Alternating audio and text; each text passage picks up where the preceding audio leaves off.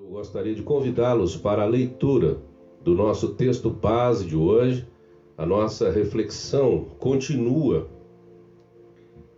dentro da proposta iniciada ontem sobre o tema Paulo em carne e espinho. E hoje a segunda parte é Paulo, a carne e o espinho.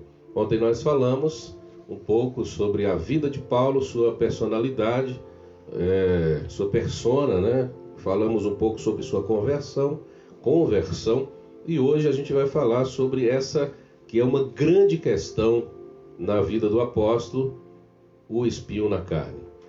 Segunda carta escrita por Paulo aos irmãos de Corinto, 2 Coríntios capítulo 12, a partir do verso 7, está escrito assim: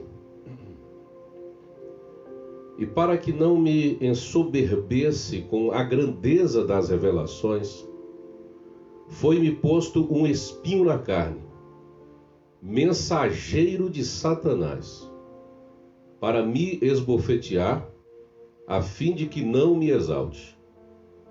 Por causa disto, 3 vezes pedi ao Senhor que o afastasse de mim. Então ele me disse: a minha graça te basta, porque o poder se aperfeiçoa na fraqueza. De boa vontade, pois, mais me gloriarei nas fraquezas, para que sobre mim repouse o poder de Cristo. Pelo que sinto prazer nas fraquezas, nas injúrias, nas necessidades, nas perseguições, nas angústias por amor de Cristo. Porque quando sou fraco, então é que sou forte.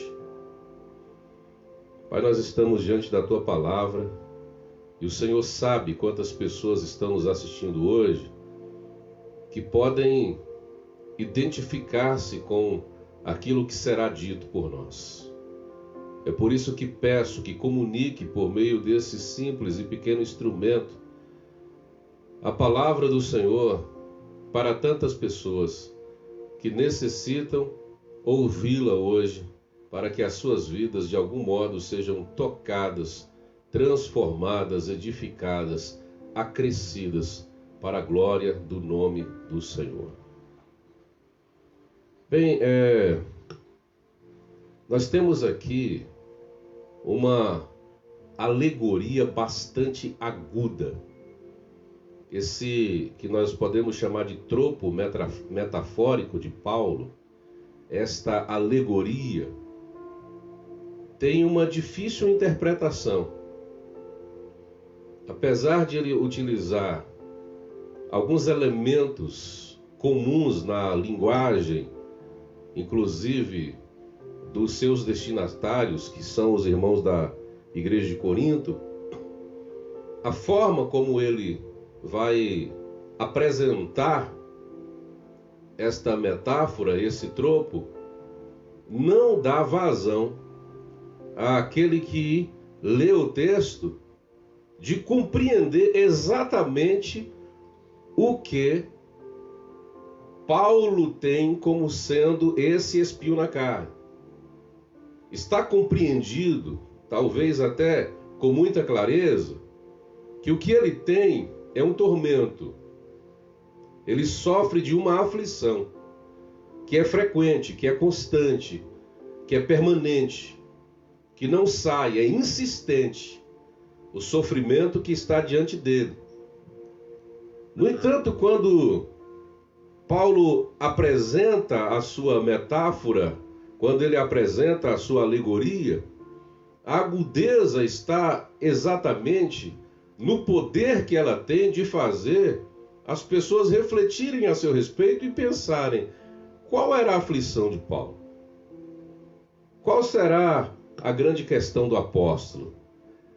Do que ele está dizendo? Do que se trata? E a gente vai ver que depois ele vai dando umas dicas, ele vai dizer, inclusive, que o espinho na carne mudou o seu modo de enxergar a vida. Antes ele via as fraquezas como algo a serem descartados. Ele via as fraquezas como algo que não acrescentava. Ele via na fraqueza um desperdício de energia. Então, para que serve a fraqueza nesta consciência antiga de Paulo? Para desgastar, para atormentar, para fazer perder tempo. Mas depois que o espinho vai produzindo cada vez mais tormento na carne dele, e ele busca a Deus com muita intensidade para que esse tormento se afaste dele, o Senhor diz que não vai livrá-lo desse mal, que não vai curá-lo do que poderia ser inclusive uma doença, que não vai libertá-lo do que é, de algum modo, um aprisionamento, que não vai abrir para ele as portas desta visão, desta prisão. Ele será mantido nessa condição aflitiva, porque esta é a vontade de Deus. E aí ele diz que a resposta dada por Deus é: a minha graça é suficiente para você. Se eu te dou graça, você é capaz de suportar esta aflição permanente, constante. Esse infortúnio, esta infelicidade, esta angústia, esta fraqueza. A consciência de Paulo muda quando ele ouve essa resposta. De Deus dizendo: minha graça te basta, porque o poder se aperfeiçoa na fraqueza. Ele diz: agora eu já não vejo mais o espinho, a tristeza, a angústia, a perseguição e todos os outros modos operantes do sofrimento em relação à minha vida como um desperdício. Eu já não vejo mais o sofrimento como um gasto de energia desnecessário. Agora, pelo contrário, eu me alegro muito mais nas aflições do que em qualquer outro estado de vida. Eu me alegro muito mais nas questões problemáticas que eu enfrento do que em qualquer outra situação confortável que eu esteja. Porque todas as vezes que eu me encontro diante da minha fraqueza, todas as vezes que eu sou fraco, é que eu sou de fato forte. Então o apóstolo Paulo vai apresentar nessa sua alegoria aqui essa questão que está relacionada a um sofrimento, a uma aflição permanente, mas ele não vai dizer que espinho é esse. Cara, mano, você não imagina, meu, quanto isso já deu pano para manga. Quantas teorias, quantas elucubrações, quantas coisas já disseram a respeito desse espinho na carne de Paulo. É porque ele era pequeno, é porque a história diz que ele era feio, é porque ele tinha um problema muito sério nas vistas, não é porque ele tinha um problema no estômago, é porque ele tinha dificuldade de caminhar, é porque ele era muito magro, é porque a sua situação de perseguição o ressentia. Recentemente disseram: não, é porque provavelmente ele era homoafetivo e isso o incomodava de forma profunda, ele não queria ser e ele pediu a Deus. Então, com muita frequência vão surgindo aqui muitas especulações a respeito do que seria a enfermidade de Paulo. E hoje eu estou aqui para revelar uma grande verdade para você. Ninguém sabia até hoje qual era o espinho na carne de Paulo. Ninguém sabia até hoje. E continua sabendo de hoje para diante, sem saber de hoje para diante, porque eu também não sei. Ninguém sabe qual é o espinho na carne do apóstolo Paulo. E qualquer coisa que se pense a respeito são especulações. Ou seja, Paulo tem segredos não confessados. Ele é aquele cara que nós apresentamos ontem, eu não vou repetir, para a gente não perder tempo com repetições, mas com todas as qualidades que ele tem aqui, em todos os âmbitos, em todas as áreas possíveis de diversos saberes. Mas ele também é um cara que tem problemas, que tem deficiências. Ele é um homem que muita gente desejaria ter suas qualidades. Muita gente gostaria de ter a sabedoria, o conhecimento, a capacidade decisiva que o apóstolo Paulo tem na sua vida. Mas ele também tem um incômodo, ele também tem um grande problema. Ele também tem algo que desconforta a sua existência, e isso é algo profundo, assim como muitos de nós temos.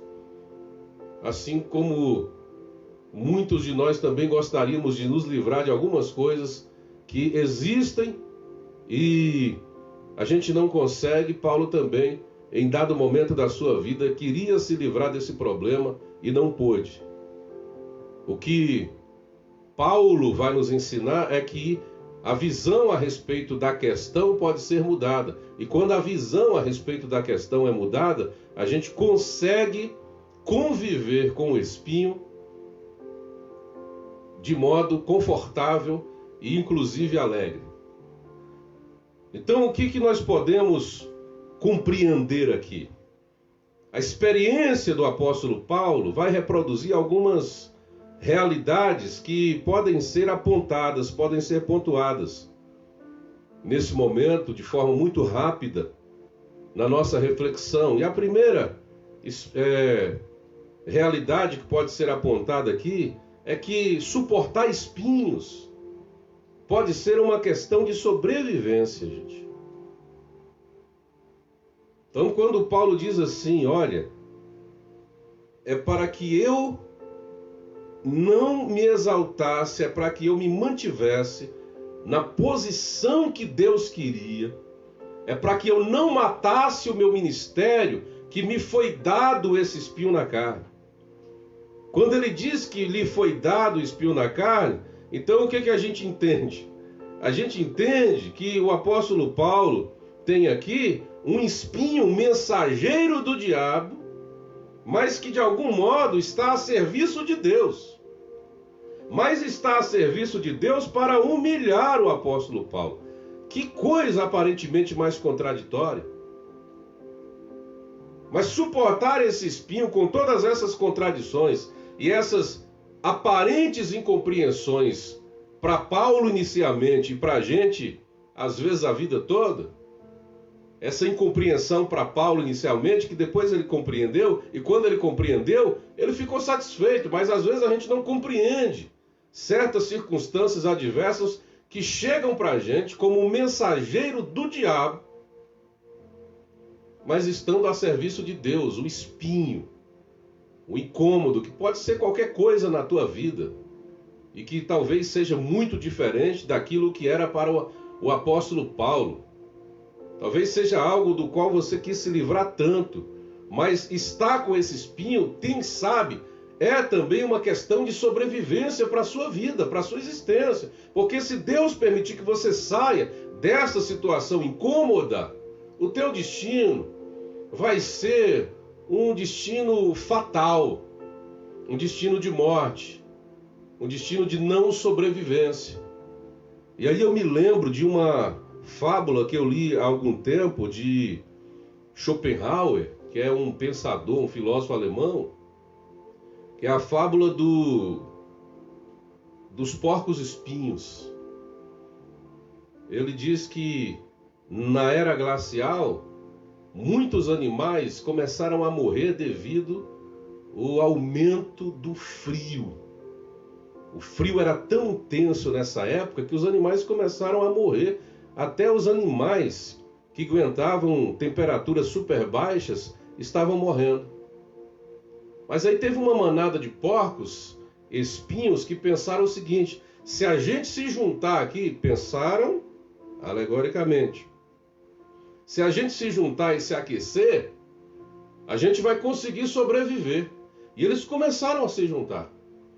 Só que quanto mais junto, mais perto eles estavam, mais eles começaram a perceber que apesar do calor que estava sendo produzido ali, havia espinhos que estavam machucando uns aos outros. O espinho de um machucava o outro. E quanto mais calor um oferecia, o que estava mais próximo, o que oferecia mais calor, machucava ainda mais o seu companheiro.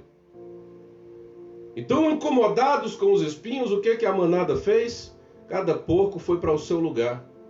E de repente, eles perceberam que porcos começaram a morrer por causa do afastamento. E decidiram voltar à aglomeração, ao ajuntamento.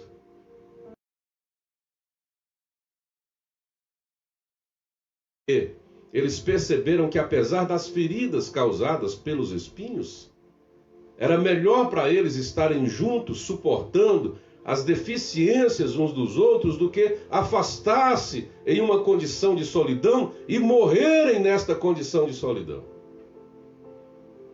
E aí Schopenhauer vai fazer, claro, a sua aplicação em relação à dor e à solidão, a relações humanas, que são sempre relações de sofrimento.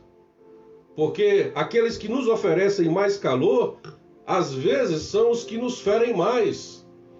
Os espinhos são mais próximos do corpo da gente e que a gente acaba sofrendo mais exatamente por aqueles que são mais próximos.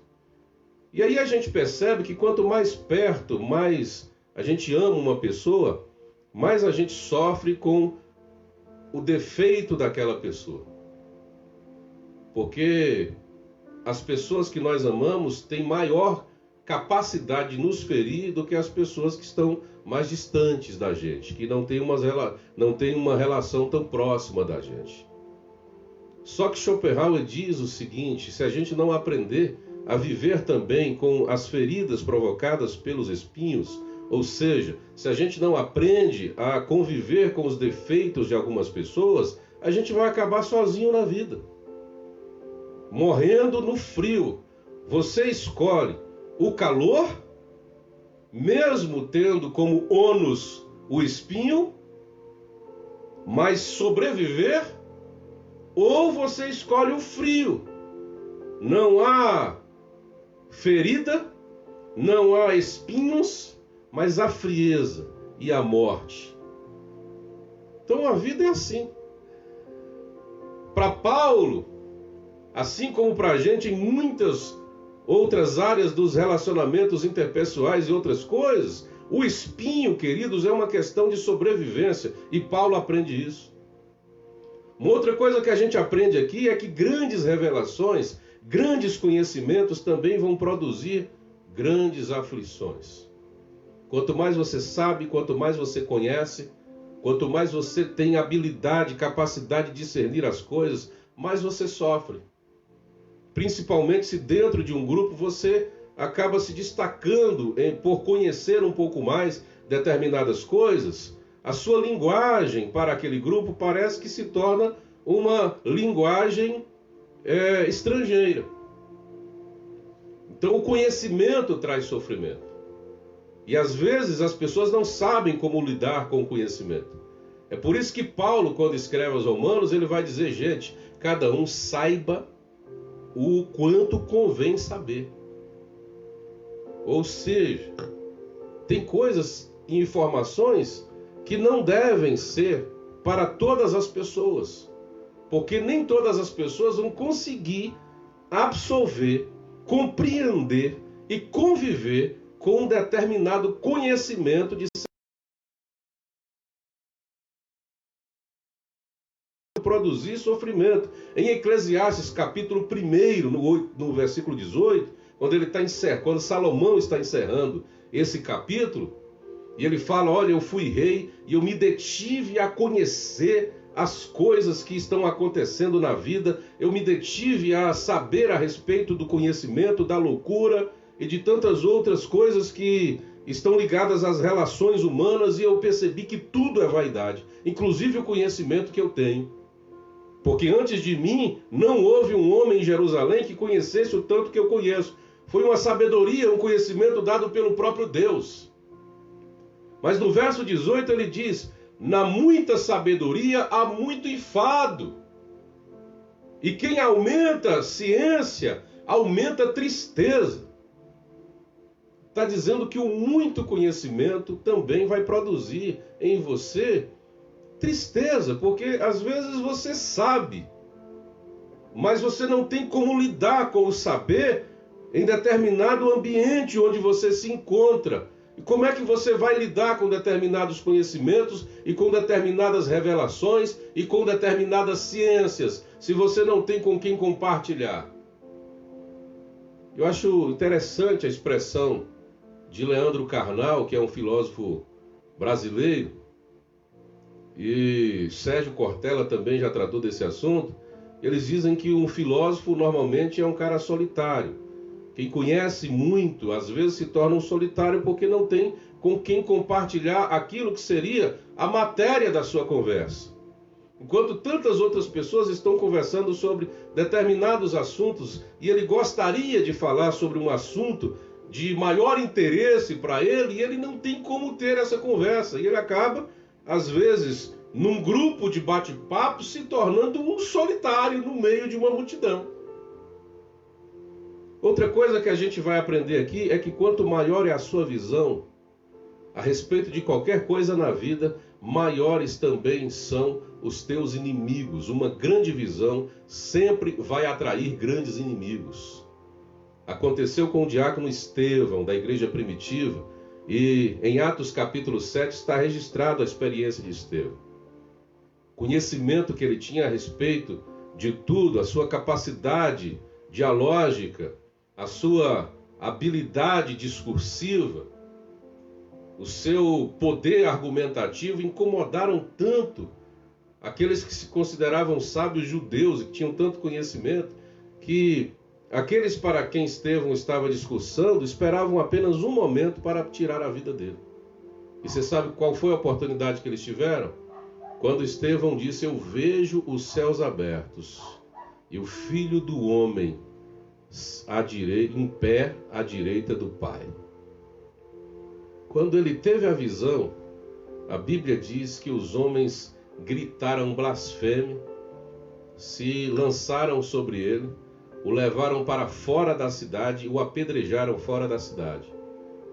Eu acho interessante a visão romântica que alguns pregadores têm. Inclusive há um hino na harpa cristã, normalmente utilizada pelo grupo pentecostal brasileiro, que diz o seguinte, que na hora que nós estamos sofrendo, Deus nos dá visão. Ou seja, é o sofrimento, é o apedrejamento, segundo essa canção, que produz a visão. Mas o texto mostra que é exatamente o contrário. Não é o apedrejamento que produz a visão, é a visão que produz o apedrejamento. Quando Estevão conta a visão, é que a parada fica estreita, é que ele é apedrejado. Quando José conta o sonho, é que ele é apedrejado. Então, grandes visões sempre atrairão grandes inimigos. Você precisa aprender a conviver com aquela simples metáfora da árvore frutífera. Se não tem fruto na árvore, então pedras não serão lançadas nela. Agora, se há pedras, se há incomodação, se há espinho, você precisa pensar, então existe algum valor em mim. Se de alguma forma eu estou incomodando, se eu não estou vivendo uma vida com muito conforto, se eu não estou tão confortável, se existe algum espinho para me manter de alguma forma em um determinado lugar, então significa que eu sou importante, que alguma coisa na minha vida existe, e é por essa razão que as pessoas estão me apedrejando.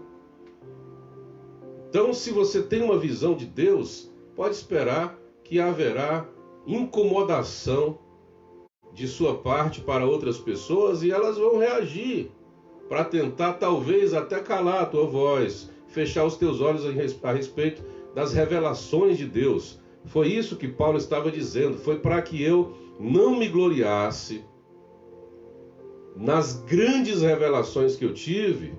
Depois você lê a revelação, porque a gente não tem tempo mais, é que o espinho na carne foi me dado. E isso acontece em muitas outras situações em que a situação aqui específica pode ser aplicada. Quando você tem uma grande visão, você vai atrair grandes inimigos, mas, por fim, o que o espinho na carne de Paulo vai nos ensinar é que quando a consciência de ser quem você é mostra que não é por conta da sua genialidade, mas é por conta da dependência da graça de Deus, o espinho na carne muda, transforma o seu olhar. É a consciência da fraqueza de Paulo que o coloca no lugar devido. É para o próprio bem dele que ele não deve esquecer-se quem ele é e de quem é a responsabilidade das grandezas das revelações que ele tem. É de Deus e não é dele. Então Paulo, quando percebe que é o amor de Deus em forma de espinho na carne que o está incomodando, então ele fica feliz por ter esse incômodo. Se é o jeito que Deus tem de me manter no meu lugar, então eu aceito. Se é a forma que Deus tem de trabalhar para que eu me mantenha firme num projeto e no ministério que Ele estabeleceu para a minha vida, então eu aceito, diz Paulo. E não só aceito, mas eu passo a me alegrar nas fraquezas, nos problemas, nas injúrias, nas desilusões, em qualquer coisa que esteja incomodando a minha alma, porque é isso que mantém sobre mim a graça poderosa e fortalecedora de Deus em minha vida. É a minha fraqueza, é a minha incomodação, é a mensagem que me esbofeteia todos os dias, que me coloca diante da minha limitação, que me mantém diante da graça de Deus. E quanto maior é a minha limitação e a minha percepção de quem de fato eu sou, maior é a graça de Deus sobre a minha vida. E não importa qual seja o nível da minha fraqueza. Quando eu não sou um cínico, quando eu não estou fazendo as coisas pelo simples prazer da vida, mas quando eu percebo que algo que eu fiz é grave, não é correto, mas de alguma forma eu sou uma pessoa sincera e eu me apresento diante de Deus e Deus diz: você vai ser mantido com esse calcanhar de Aquiles aí, que é a tua limitação e a tua fraqueza, para que você se perceba, para que você não saia do seu lugar. Quando isso acontece, então, amigo, eu tenho aqui me gloriar no Senhor. Oremos a Deus. Nós te agradecemos pela palavra, ó Deus poderoso, e o que eu peço é que contemple o coração de cada pessoa que a ouviu e que a tua graça poderosa possa levantar e sustentar esta vida, em nome de Jesus. Amém. Me despeço de você agora, lembrando que amanhã tem a transmissão aqui do nosso culto Filhos da Graça, às 20 horas, também nesses mesmos canais, tá bom? Tô indo agora, porque o tempo já acabou, e daqui a pouquinho tem jogo do Mengão também. Então tá, um grande abraço, Deus abençoe a sua vida.